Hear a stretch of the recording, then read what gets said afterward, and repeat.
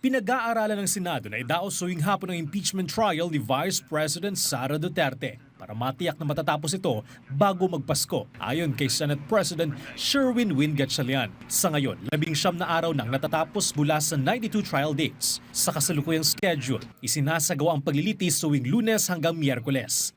Kasi ang pinipilit namin talaga matapos ngayon, as much as possible, one witness, one day.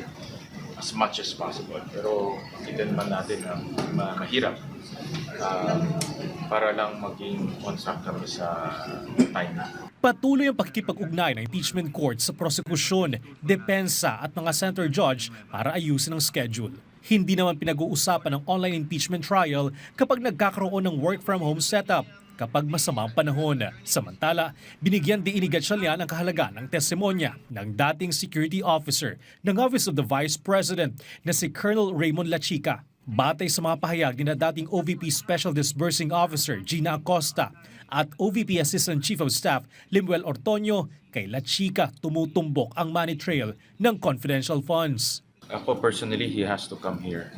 When the time comes, tingnan natin kung kailangan i-compel ng court na papuntahin siya dito. If you follow the money trail at pinakinggan mo yung mga testimonies ni Acosta, ni Ortonio, sa kanya talaga huminto ang money trail. So personally ako as a senator judge, importante yung kanyang testimony.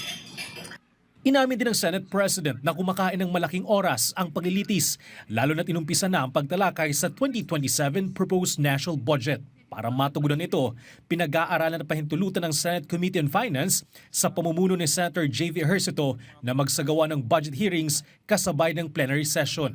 Maaari itong magsimula sa ikalawang linggo ng Setyembre matapos ang mga konsultasyon. Bernard Ferrer, para sa Bayan.